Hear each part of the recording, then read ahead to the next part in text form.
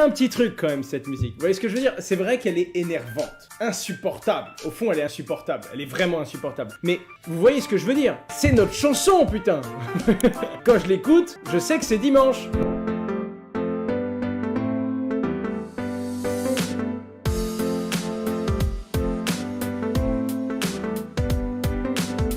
Les crypto-monnaies se portent bien cette semaine. Je vous le rappelle, le dernier live s'appelait Bitcoin. Un réveil très bientôt, point d'interrogation, visage étonné. Et ben voilà, le réveil, vous l'avez eu cette semaine. Alors globalement, entre nous, que ce soit bien clair, ça change rien du tout. On est passé de 19 200 $ à 20 600 $, mais en gros, depuis le 18 juillet, on s'emmerde un peu quand même. Donc quoi qu'il arrive, vaut mieux que ça le pète dans ce sens-là que dans l'autre, parce que dans ce sens-là, tu as un peu d'espoir, et l'espoir est très important. Alors que dans l'autre sens, on aurait pété les 18 700 $, les amis, au fond du trou et creuse encore, d'accord? C'est comme ton petit cousin qui a du potentiel et qui est en CM2, à un moment, faut qu'il ait des résultats. Le potentiel, ça fait pas tout, ben, c'est pareil. On aurait vraiment été au fond du trou, je pense, et je pense qu'on aurait commencé à piquer vers les 11 700, 12 000 $. On aurait été retravailler les supports qu'il y avait en dessous, et on aurait plongé en ligne droite, je pense, si on avait été dans ce sens-là. Encore une fois, ça veut rien dire, ça donne un petit peu de baume au cœur, les amis, et ça fait plaisir de ne pas aller retravailler ces supports encore une fois, et de se dire qu'on a peut-être encore quelques semaines à ce niveau-là, si ce n'est pourquoi pas, l'opportunité d'aller briser plus durablement les résistances qu'on a au-dessus de nous pour peut-être aller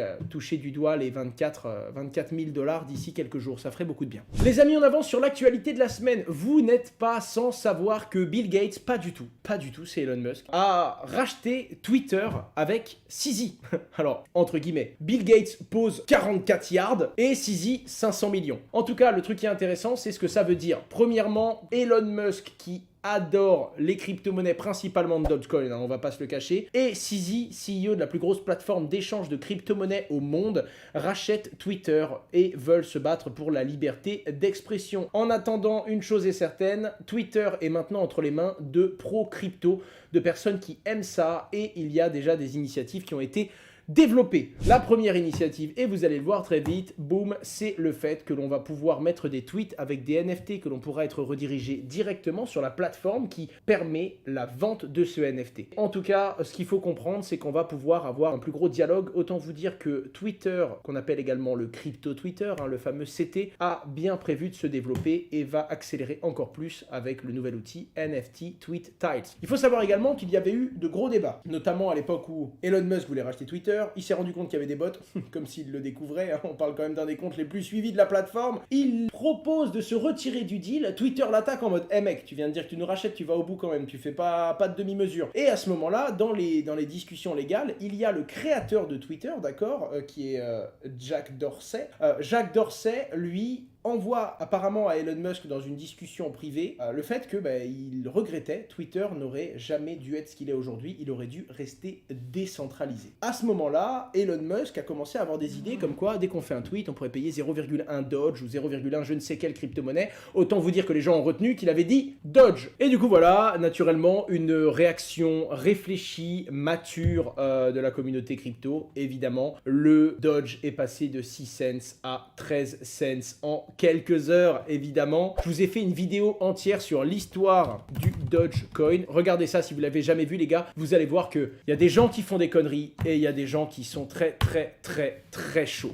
Les amis, je continue, c'est parti. Régulation européenne. Après Bitcoin, les NFT passent à la casserole. Alors les amis, je précise, j'ai fait cette vidéo, d'accord? Elle dure 15 minutes et je parle d'un sujet qui est hardcore. C'est la régulation européenne. En moins de 15 minutes, je vous dis à peu près tout ce que vous avez à savoir. Qu'est-ce que Mika? Pourquoi ça vous affecte vous? Que vous soyez un trader de crypto, que vous ayez des NFT, de la finance décentralisée. Bref, j'ai pris le sujet le plus chiant, mais selon moi le plus important, et j'ai essayé de vous le faire en moins de 15 minutes. Les amis, c'est un sujet qui est hardcore, et je l'ai simplifié à mort. En tout cas, maintenant, il semble se concentrer énormément sur les NFT. Le pass à la casserole est très péjoratif. Je pense que ça va poser évidemment beaucoup de problèmes, et c'est la régulation TFR. C'est pas la régulation MiCA, mais c'est la régulation sur les transferts de fonds qui risque de mettre certaines barrières. Bref, je vous mets le lien dans le chat. Je n'irai pas plus loin, mais en attendant, je pense qu'on doit tous se concentrer sur ces sujets-là et au moins les suivre. En 5 minutes par semaine, vous êtes à jour, les gars. Et croyez-moi, il y aura même des bonnes opportunités. Parce que quand vous allez les voir la loi tomber et que vous allez savoir que telle entreprise, dans 15 mois, elle a plus le droit de faire son métier métier, vous allez penser un petit peu à ok, où vont aller les flux, où vont se diriger les utilisateurs, quelles sont les solutions qui vont prendre de la valeur et qui vont en perdre en Europe. Je vous jure que l'étude de l'évolution du cadre réglementaire d'un pays permet réellement de faire des bons coups, les gars. Faut être à jour, c'est très important. FTX pourrait lancer son stablecoin dans un futur pas si lointain. Pas de surprise, c'est sorti dans The Big Whale dans l'interview de Sam Bankman et pour le coup, il a sorti un petit thread. Le truc qui est intéressant également, les gars, c'est que, vous savez, Binance, ils ont annoncé un changement sur les stablecoins. Avant, la plateforme Binance, qui est la plus grosse plateforme d'échange de crypto-monnaies au monde, acceptait plein d'autres stablecoins. Binance a expliqué que pour des soucis de simplicité dans la plateforme, ils allaient interdire petit à petit tous les autres stablecoins et quand vous allez déposer un stablecoin, il sera changé automatiquement en BUSD, le stablecoin de Binance. En gros, j'ai une piscine municipale, vous êtes obligé de venir avec un bonnet. Pour des soucis d'hygiène, vous êtes obligé d'acheter votre bonnet à la boutique du magasin de la piscine municipale. Très malin, très intelligent, ce qui fait d'ailleurs que depuis qu'il y a ça qui a été mis en place, BUSD est devenue l'une des monnaies, elle est à son ATH là, elle a gagné énormément de place, et quand ils enlèveront l'USDT, le BUSD va prendre encore plus de place, ce qui, petit à petit,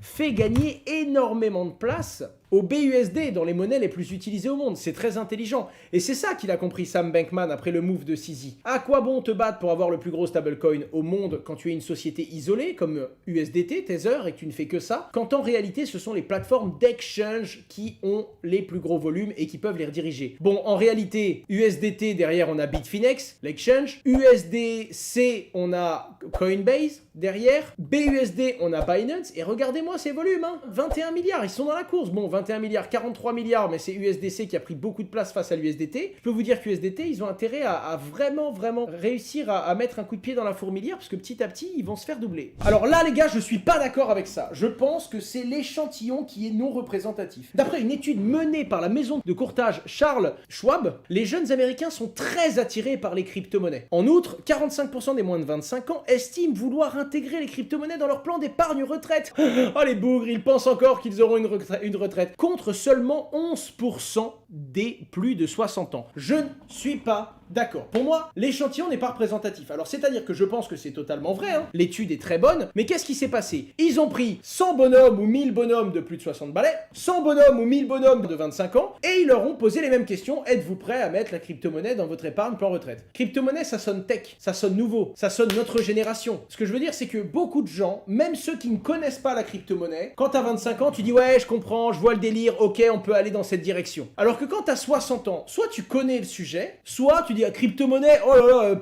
rien que pour le côté barbare complexe, la technologie ça va assez vite, je dirais non. Pour moi, il y a autant de gens de 25 ans ou de 60 ans qui peuvent s'intéresser au sujet où la proportion est pas énorme de différence entre les deux. Par contre, quelqu'un de 60 ans qui connaît pas, pour lui c'est niet. Quelqu'un de 25 ans qui connaît pas, oh ouais, pourquoi pas, ça me semble être une tendance qui se développe, on en parle de plus en plus depuis 5 ans. Oui, je pense que la crypto-monnaie peut avoir sa place dans mon plan retraite. Et donc c'est ce qui m'embête, parce que les amis, quand on regarde mes abonnés, quand on regarde ma chaîne YouTube, j'ai plus d'abonnés qui sont au-dessus de la trentaine qui en ont moins, d'accord? Du haut de mes 25 ans, je fais partie des plus jeunes de ma propre communauté. Je dois avoir 30% de ma commu, qui est entre 18 ans et 25 ans. Tout le reste, c'est 25 à 35 ans, là c'est le plus gros. 35 à 45 ans, ça doit être 20% de ma commu. Et il y a 25 ou 30% de ma commu qui doit avoir plus de 55 ans, les gars. Donc voilà, tout ça pour vous dire que pour moi, 45% des moins de 25 ans veulent des cryptos. Pour moi, si on prend 1000 personnes de 60 ans qui sont éduquées au sujet et 1000 personnes de moins de 25 ans qui sont éduquées au sujet, on n'a pas un écart aussi gros. On n'a pas un 45% pour les jeunes et 11% pour les personnes plus âgées. Je pense vraiment que c'est l'échantillon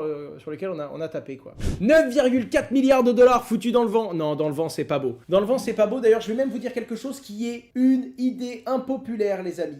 Je pense vraiment que Zuckerberg c'est la bonne poire et qu'il en prend plein la gueule pour pas un rond. Alors pas pour pas un rond, hein. Il a évidemment fait plein d'abus, Cambridge Analytica, Facebook c'est Publand, c'est insupportable comme réseau. Facebook c'est mort. Alors attention, Facebook c'est mort. Mais pas Messenger, ni WhatsApp, ni Instagram, ni tout ce qu'ils ont développé derrière. Mais vraiment, ils l'ont fumé, quoi. Qu'on adhère ou pas à Facebook depuis le début ou non, moi il y a un moment où je l'utilisais beaucoup et faut quand même le dire, ce mec est un génie. Un génie de la tech qui a vu en avance de phase ce que les réseaux seraient, et qui a annoncé que Facebook devenait Meta, et il a déjà injecté 9,4 milliards de dollars dans ce domaine, qui pour moi fait vraiment partie de l'avenir. Ça veut pas dire que demain qu'on aura un métaverse international, mais je pense réellement et très honnêtement que le métaverse aura une place importante dans le futur. Naturellement, ils font un semestre 2 fois moins rentable, c'est-à-dire qu'ils ont donné 2 fois moins d'argent à leurs actionnaires parce que ils ont 2 fois moins de profit qu'attendu. Pourquoi? Parce qu'ils ont dépensé énormément de pognon dans le métavers pour essayer de faire quelque chose, mais on sait que ce sont des cycles longs la tech, ça prend du temps de développer quelque chose de beau. Et du coup,